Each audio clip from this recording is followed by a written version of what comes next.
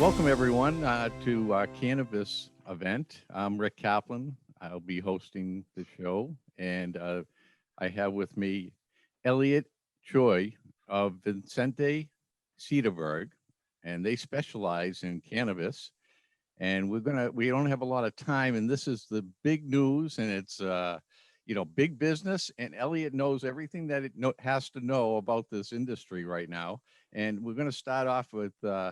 The Marijuana Regulation and Taxation Act that just has been approved in New York City or New York. Give us a little bit of the overview of what that includes, Elliot. Yeah, thanks, Rick. Just a quick pitch for myself and a brief background. So, again, I'm Elliot Choi. I'm corporate counsel at the New York office of Vicente Sederberg. And as Rick mentioned, we're a law firm it's a national law firm that specializes in the cannabis industry. So all of our clients do cannabis and hemp or our ancillary service providers. And we do everything for our clients: licensing, regulatory compliance, entity seed financing, all the way through their exit transactions.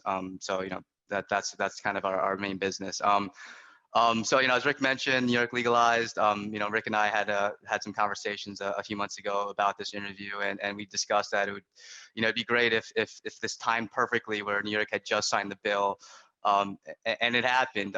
For those kind of following, it did get a little rocky there for a bit. I wasn't necessarily so sure it would get done this year, but thankfully, it happened last Wednesday, March 31st, is the effective date of the MRTA, the Marijuana Regulation and Taxation Act, and it's exciting times here in New York. Obviously a lot of details still to come in regulations and the licensing, but the law does have a lot of good stuff, a lot of good juicy details in there. It's 128 pages. Unfortunately, we only have a half an hour to kind of discuss the big topics here. I guess I'll start with kind of a brief overview of what the bill contains, and touch upon some big points. Obviously can't touch upon everything. So, first off, there's going to be a new regulatory body here in New York, the Office of Cannabis Management. It's going to be an independent regulatory body within the state's liquor authorities. So for the folks that are familiar with liquor authority, it'll be encased in there. There'll be an executive director for the office, or the OCM for sure, I think is what people are going to call it. And the executive director can exercise the powers of the office. So when you read the law, when you see the office or the executive director, they're kind of synonymous.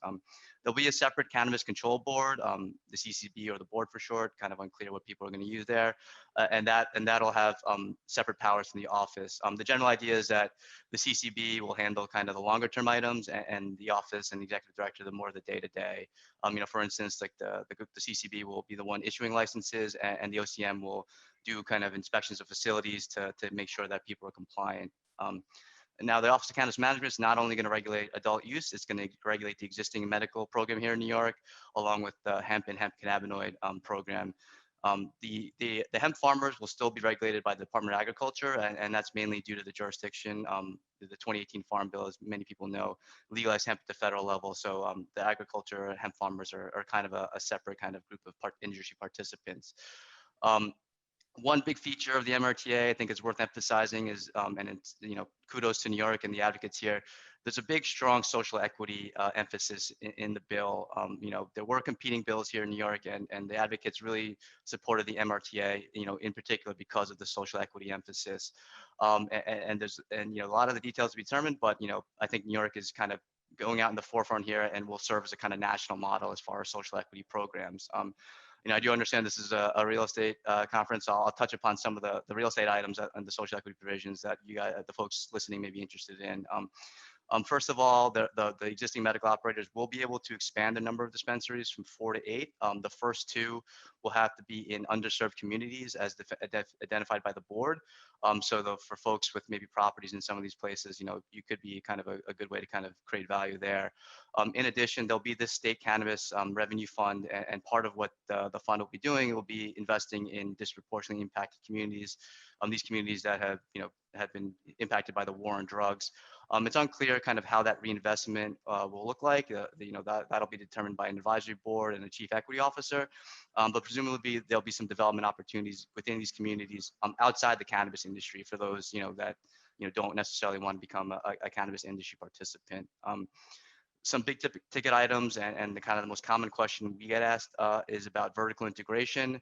And for the folks unfamiliar, that means can you basically own the entire supply chain from cultivation, production, all the way to retail selling to individual consumers. In New York, there's generally a prohibition against vertical integration on adult use side, meaning you have to pick a lane, and the lanes are cultivation, production, and distribution, or retail. You can't have any cross ownership if you have a retail license into the other lane, and vice versa. And for the the property owners listening, those that want to kind of obtain the license, it'll also apply to your property ownership. So, for instance, if you own a cultivation license and are a property owner, you cannot own property that's also used for a licensed retail location. So even on the property ownership side, you kind of have to pick a lane. But I'll pause there for a second and see if Ricky had any particular questions on what I covered so far. Well, I think that you answered a lot about with different types of licenses that we are going to see. And people that are interested in this industry, would they have to have a certain amount of assets to make it real? Yeah. Because I know a lot of people get, I'm going to get into this. What do I need? 20 grand? No, it's not 20 grand. That might be what the license is or the application fee, but it's, let's make it a little more, bring it down to reality. What would you suggest that someone that is interested, what they're looking for to have in their pocket when they go to put this application in? Yeah, so first and foremost, thanks, Rick. This is a great question, and one we get asked all the time. First and foremost, the cannabis industry, it's a very heavily regulated industry. As a reminder, cannabis is still a Schedule I controlled substance, so there's still the federal legality overlay over everything. In addition, you have state regulations, and in often cases you have local regulations. So there's two layers of regulations to deal with. Means it's a capital intensive industry to participate in. So that's assuming you get a license. Now, to Rick's kind of initial question, what do you need to get a license? Well, you will need a lot of capital. These license applications could be pretty extensive. It could require hundreds, if not thousands, of pages of narratives and SOPs about kind of your operations. So, depending on kind of what license type you're looking for, expect to kind of really need to have some funds to really develop your licensing team and complete the applications. We're talking anywhere between 5 figures to 6 figures plus. Now, as mentioned, the MRTA does have a very strong kind of social equity component to it, and for those social equity applicants that qualify as such, there will be financial incentives too with the licensing, including kind of reduced application fees, potential for low interest or zero interest loans, and other grants that will really help you kind of fund your business initially. No, we don't really have the details around that, but that'll all come in the regulations that we'll see. Now, for the folks kind of thinking about this, there will be a strong social equity emphasis, so you probably will want to qualify as such, and meaning you'll need ownership or people on your team that come from communities disproportionately impacted by the war on drugs, people that live in communities below 80% of the poverty line, distressed farmers, which is defined in the MRTA, minorities and women, and also disabled veterans. These are the categories that will help you meet the social equity applicant ownership requirements. Now, exactly what type of ownership, how that has to look like, that'll all be TBD in the regulations. Now, Elliot, I know when it's been legalized in other states, there's certain cities and towns that will approve it, and there's some that don't approve it, and some go to a waiting period before they approve it. Is this a law in New York? Are they saying that any way you want to open up a cannabis business, you can, or do you have to go through all the cities and towns approvals like you would in every other state?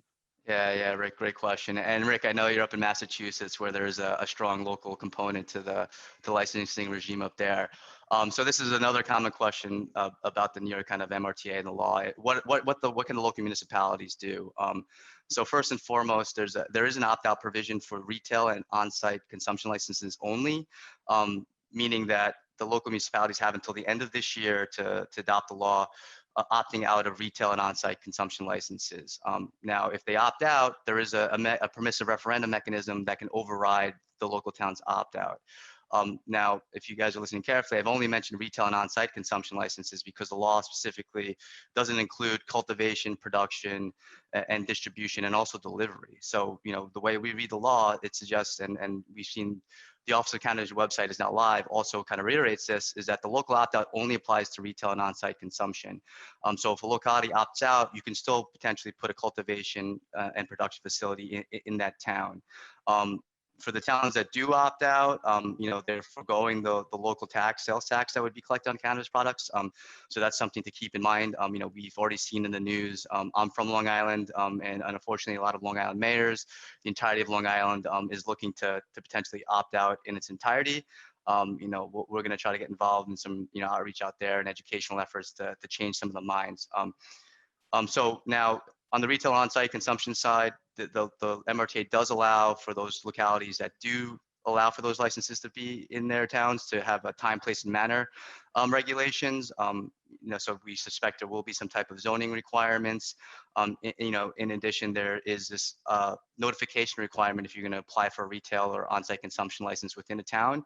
You have to notify that town, and the town can then give you kind of approval or disapproval, and that'll be used in determining whether or not you get issued a license. How that whole process plays out, we'll see kind of in the regulations and the licensing applications. But as Rick knows, up in Massachusetts, there's this concept of an HCA and kind of community approval. So it seems like there'll be some type of similar process here in New York for retail and on-site. But the scope and how in depth that gets, we'll kind of see in the regulations. Now, there was also another issue when someone had owned a property, but were financing it. They had a mortgage or of some kind on the property, and the cannabis, they wouldn't allow cannabis facilities into the property. In Massachusetts, they have let up a little, or they figured out a way around that somewhat, but I'm not sure if that's going to be an issue as well. Yeah, Rick, we do think it'll be an issue here in New York, and we've already had, some building owners, take a look at their mortgages, especially if they're with federally insured banks. There's probably a covenant in there that the activities on the property cannot violate federal law. So this is something the property owners out there looking to have licensee tenants need to look at, and also need to consider if they can try to get the bank or whoever to waive or consent to that covenant. Unfortunately, this is an issue we do see in a lot of places. Now it's, as kind of Rick mentioned, some people have, get comfortable with this or have other workarounds. So it really it's kind of a cost benefit analysis for both the licensee and also the property owner. So now when you find a location and it's in a city or town that's approved, there are restrictions on how far you could have to be from a park or a school. And what are some of those in the law? Yeah. Okay. So we do, as mentioned, there may be some zoning and other requirements at the local level, but as far as what's in the MRTA, there's a few things about property. First off, there are set-off requirements for the retail and on-site consumptions. They have to be 500 feet from school grounds, as defined in the education law, and 200 feet from a place of worship. Unfortunately, a place of worship isn't defined, but as mentioned earlier, the Office of Cannabis Management will be within the state liquor authority. So we suspect, using the liquor authorities, which I'm sure some folks are familiar with, may be the best kind of avenue to check if places of worship are within 200 feet. Another question that we get asked, and I'm sure the property folks have dealt with this a lot, is how do you measure the 500 feet? Is it walking? Is it as the crows fly? Is it front door to front door? Or is it property boundary to front door? These are all the different options that people have kind of conveyed to us that they think is applicable. And we think it'll be the same as the way the liquor licensing works, which we understand to be front door to front door. But that could change in regulation. And as mentioned too, the local municipalities could also potentially add additional set-off requirements. Yeah, one thing I should mention is that a lot of cities and towns that were against this at the beginning, especially in Massachusetts, they had led up their decision or changed the decision down the road a little, because when they see some of these dispensaries that have opened up and they were in distressed properties and they had repurposed the whole property, and the property looks gorgeous now, and because of the enhanced security that is needed to put in any kind of facility, whether it be dispensary or a grower, any of that. It also helps in the crime rate in the area. Yeah.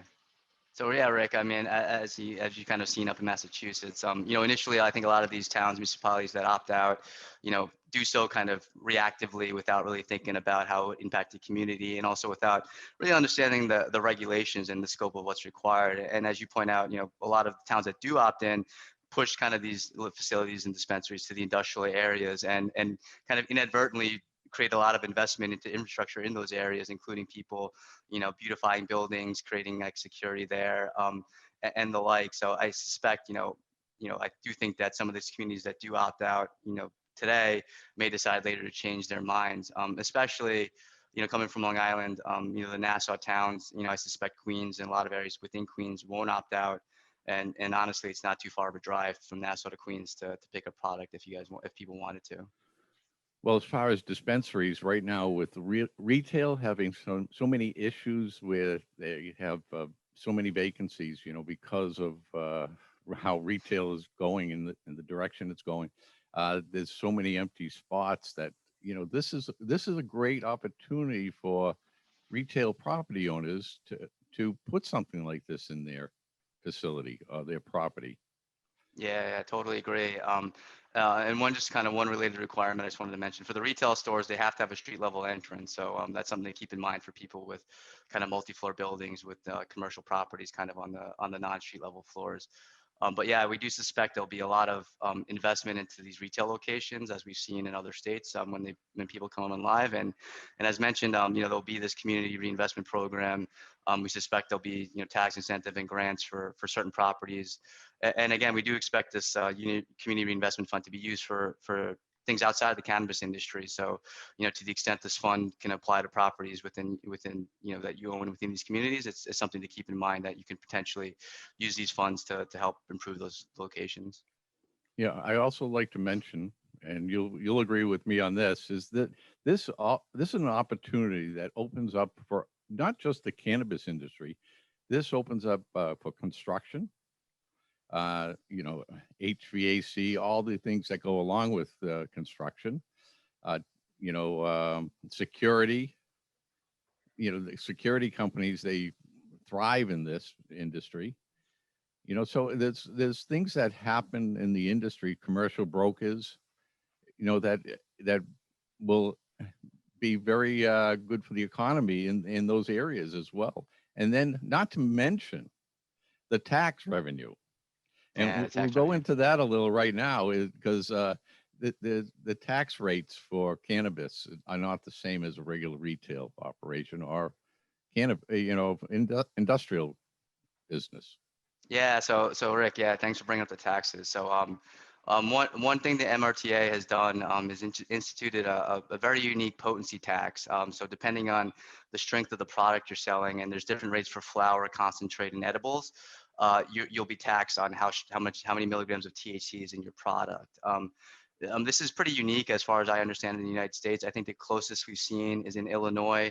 There's a tax base if your product's above a certain potency level. There's an additional flat tax.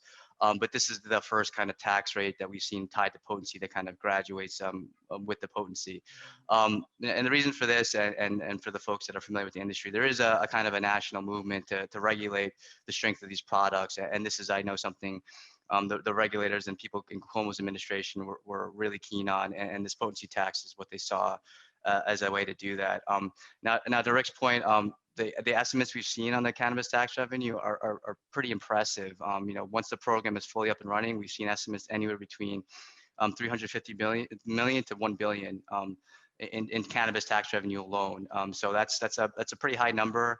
New Yorkers like to say that New York is the biggest cannabis market in the world, and that's true even today, even without adult use legalization before. Obviously, there's a big, strong legacy unregulated market here in New York. So this is an exciting opportunity for a lot of folks to really open up this market and bring some of that into light. Another thing on the tax, just for folks familiar, the effective tax rate, and the reason people care about this, if the effective tax rate for cannabis products is too high, that legacy unregulated market, has incentive to stay in place. And the number of guys who are smarter than me have crunched the numbers and have come up with an effective tax rate for New York, somewhere in the mid 20s. It kind of depends on how cumulative the potency tax is with the sales tax. But effective tax rate in the mid 20s does put New York kind of on the upper end of the average, but within the kind of average range. So hopefully, this incentivizes the unregulated players to join the regulated market and get some of those unregulated products off of the streets. But we'll see how that plays out. Well, we have such a short period of time. There's so many questions, and I know a lot of people have submitted questions, and we'll take those questions, and Elliot or myself will respond to them after this. But you brought up one thing, and that is how regulated the industry is, and that's the difference between having a legal and illegal substance. The drug itself, cannabis, is being regulated. So, it's not something that you're going to buy and you're not going to know what's in it. You know exactly what's in it because that's part of the regulations of having a facility. Yeah, so as Rick's pointed out, there are testing requirements for cannabis products within the regulated market, including, for pesticides and heavy metals to make sure that it is in your product, including mold too. And for those that haven't, been able to buy products from the regulated market, typically depending on the state, you can actually look at the label and see the cannabinoid content in there. So how much CBD is in there, THC is in there. Kind of like your nutritional fact panel for regular foods. And so these are all the benefits of having a regulated market because the product's been tested, what's in it, and also that the pesticides and the like have been restricted on here. And also things like mold exactly don't exist. I'm not saying the unregulated cultivators don't care for these things either, but it's just not required that their products go through testing like it would be in a regulated market. And I get the question all the time. I'm in the construction industry. I want to get into building these cannabis facilities, a growing facility, or and I when it first opened up in Massachusetts, it was the same thing. And my suggestion now, there's opportunities for people that are in the cannabis industry to maybe pull together with someone that has been doing it in other states and maybe get them to consult with them to work even bid on these projects, because most cannabis growers or dispensaries, they're looking for construction companies that are more experienced in putting together their project. Same with architects, things of that nature.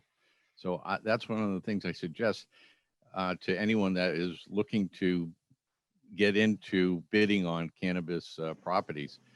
But now, this is one of the more important things, what people can do to potentially get ready to put in applications, and that's something, it's important that you speak to right now, as well as they should also understand they need to put together a team. Yeah. When they're doing this. Yeah, so Rick, thanks. This is a question we hear. How much can we tee up today? Obviously, again, a lot of regulations, a lot of license applications, apply a lot of clarity, but obviously start building out your team. And as Rick noted, bringing in experienced cannabis operators is a huge plus. Almost all our license applications do ask for prior experience with the industry, and then to the extent you have it, it's very helpful. And there are now 17 states that have legalized adult use. I think the count is up to 36 on the medical side. So point is, you can find people with experience within the industry, people who've built a greenhouse in all sorts of places. Obviously Canada had a huge movement up there. And so people have built greenhouses on the tundra. So you can find all sorts of architects and whatnot. In addition, as mentioned, a huge point of where you want to put your facility, including the locality. I think the thing that everyone could do today is to reach out to their local politicians, make sure that they're, one, not going to opt out, and two, really make sure that the local regulations aren't overly burdensome on cannabis industry participants. Again, this is a heavily regulated industry, and to the extent the localities, help kind of let the industry grow, it's obviously going to generate more revenue for everybody.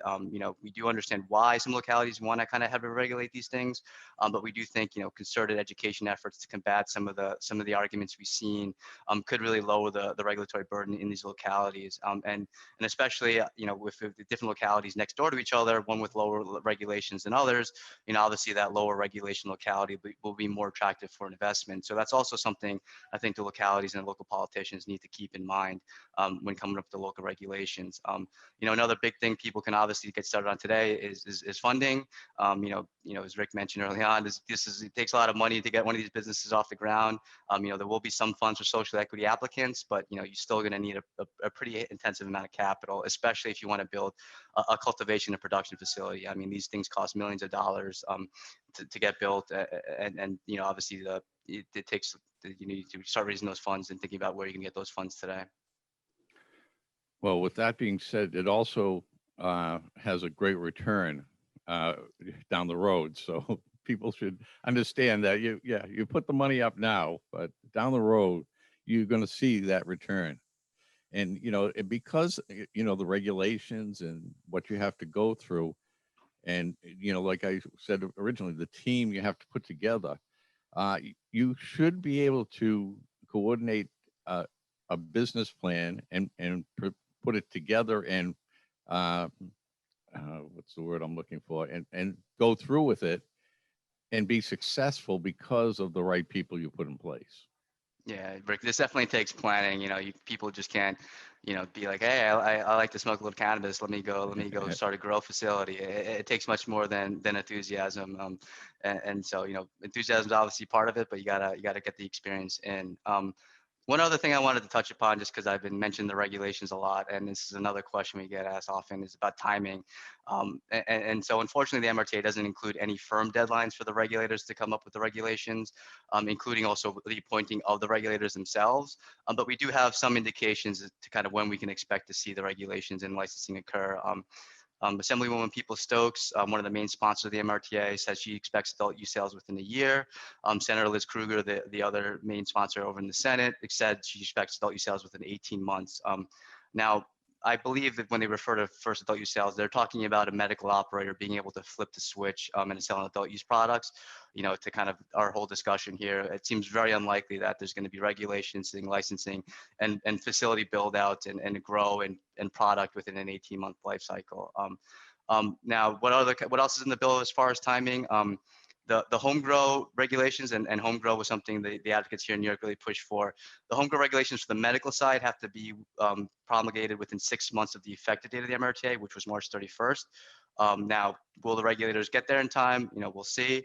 In addition, the existing medical law does expire 6 months after the Cannabis Control Board is fully appointed. So there does seem to be this notion that the regulators, once they're there, can kind of get the draft regulations in place within 6 months.